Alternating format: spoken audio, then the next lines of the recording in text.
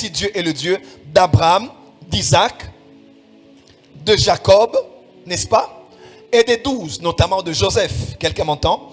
L'apôtre Paul, ici on voit 4 générations, n'est-ce pas? On voit Abraham, Isaac, Jacob et on voit ses fils. L'apôtre Paul dit, moi Paul, les choses que je t'enseigne à toi Timothée, enseigne-les aussi à ceux qui ont la capacité d'enseigner à d'autres. Quelqu'un me suit? On parle de 4 générations parce que Dieu punit les péchés des iniquités des pères au fils à la 3e et à la 4e génération. Quelqu'un peut dire 4 générations. Il faut que 4 générations soient touchées. Il y a le Père, le Fils, le Saint-Esprit et il y a l'Église. Il faut que cela arrive jusqu'à la 4e dimension. Et comment Isaac a pu dire, alors qu'il montait avec son père pour aller adorer, voici le feu, voici le bois, mais où est l'agneau? Il n'avait pas appris ça de Dieu. Il avait appris ça de son père. Et encore une déduction. Et si Isaac avait appris ça de son père? Et si Isaac avait vu son père être en train de méditer? Je ne sais pas, le jour où il a vu Dieu venir, il a vu 3 êtres venir, on dit qu'il était assis quelque part auprès des chênes de Mamré. Que faisait-il? Je ne sais pas. Peut-être qu'il méditait. Peut-être qu'il était en train de méditer. Et Dieu est venu ainsi que 2 êtres spirituels. Rappelez-vous, Dieu est resté avec lui et les 2 sont allés dans le chapitre suivant. Dans le chapitre 19, ils sont allés à Sodome et Gomorrhe. Je ne crois pas que c'est la théophanie. Je ne crois pas que c'était le Père, le Fils et le Saint-Esprit. Moi, je crois, théologiquement parlant, que c'est Dieu qui était venu avec 2 êtres, n'est-ce pas? Il a vu Dieu, Dieu est resté parler avec lui et les 2 autres sont entrés à Sodome et Gomorrhe. C'est ça en quoi moi je crois. Amen. Et peut-être qu'il méditait.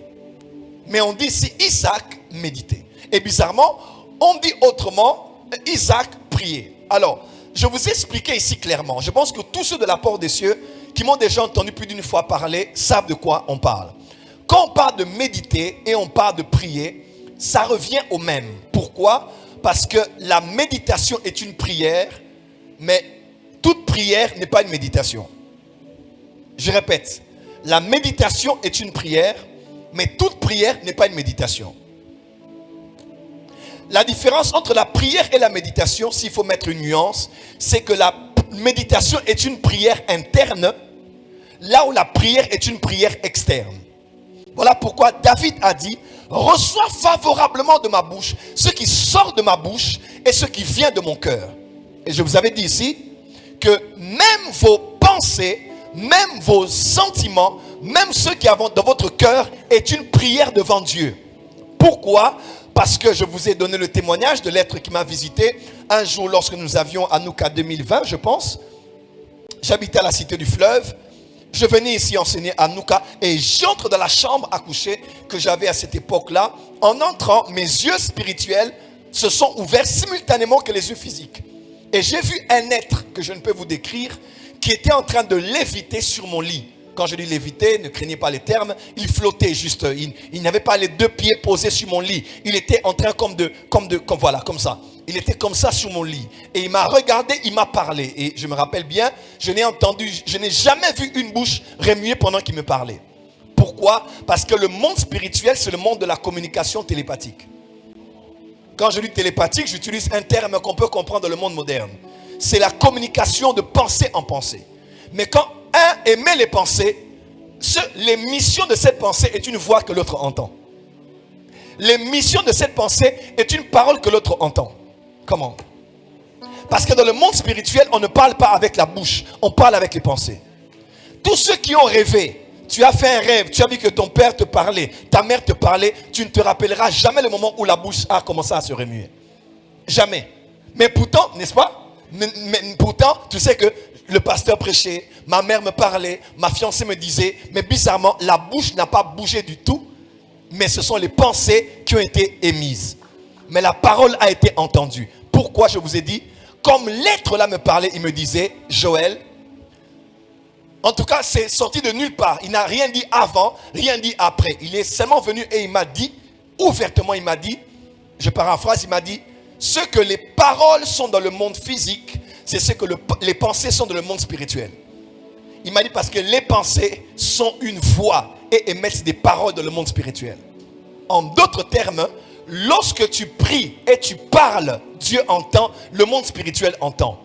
Lorsque tu fermes la bouche et que tes pensées montent à Dieu, tu parles à Dieu par les pensées, Dieu entend ces pensées-là de la même manière qu'il entend ce qui sort de ta bouche.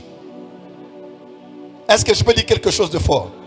J'étais dans la voiture, ma maman m'a entendu, j'ai fait le Saint-Esprit m'a dit, la prière en langue est la prière de l'esprit, mais la méditation est la prière de l'âme. Là où la méditation est la prière de l'esprit, c'est l'esprit qui prie, l'intelligence est stérile. Mais quand on commence à méditer, c'est l'âme qui commence à parler. Car dans l'âme, nous avons la volonté, dans l'âme, nous avons les sentiments, les émotions, et dans l'âme, nous avons l'intelligence, la connaissance, la conscience.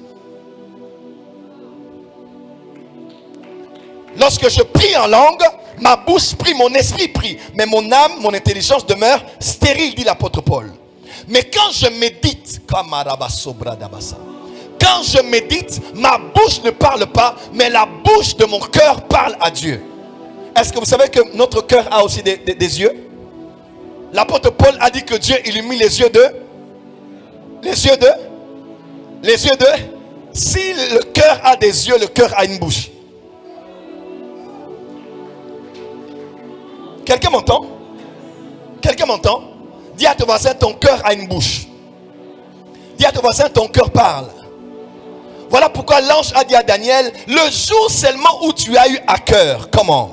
Tu as eu à cœur, ta prière avait déjà été exaucée. Il n'avait fait aucune prière, commencé aucun 21 jours, mais sa prière était montée. Parce que ce que Daniel avait fait était d'abord la méditation. Voilà pourquoi dans le psaume 65, on dit, Dieu dit, j'exaucerai un peuple qui ne m'a pas demandé. Comment Dieu peut exaucer? Le mot exaucer est appliqué juste après une prière. Mais comme un peuple qui n'a rien demandé et qui ne l'a pas invoqué, Dieu l'exauce. C'est parce qu'ils lui ont demandé dans les pensées.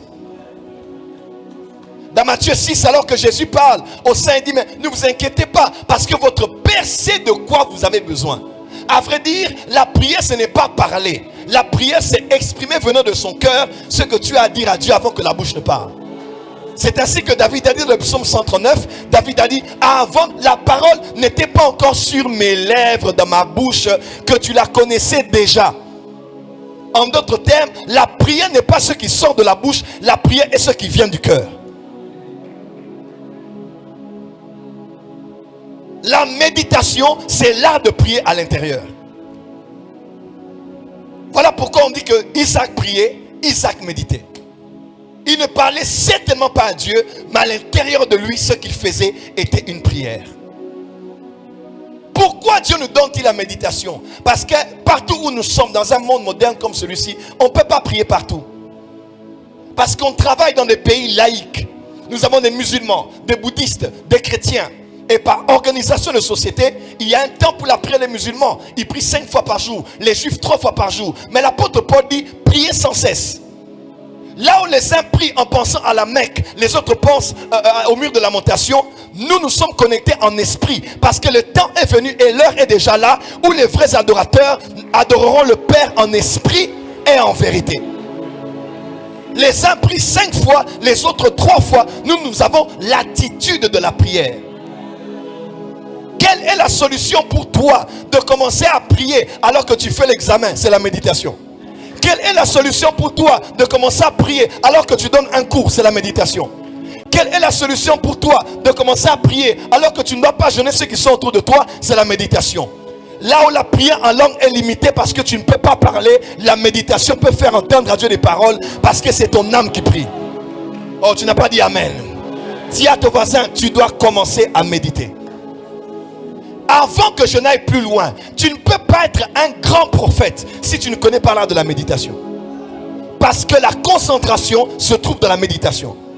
Je t'appelle, je dis prophète Kainos, viens, prophétise. Tu n'as ni le temps de prier, ni le temps de jeûner, ni le temps de te consacrer. Comment tu peux te connecter? C'est parce que certains appliqueront le verset où Jésus a dit, quand tu veux prier, va dans ta chambre. Les uns vont devoir aller à la chambre, les autres vont devoir aller au bureau. Mais les hommes spirituels savent que la chambre n'est pas géographique. Tu n'as pas entendu. La chambre n'est pas géographique. Quelqu'un m'entend? Je ne dois pas aller dans la chambre et m'enfermer pour être calme. Si j'ai peu de temps pour décider, peu de temps pour écouter Dieu, peu de temps pour me connecter à la pensée de Dieu, je dois entrer en moi, dans la chambre de mon cœur. Et le Dieu qui est là dans le lieu secret, il m'entendra.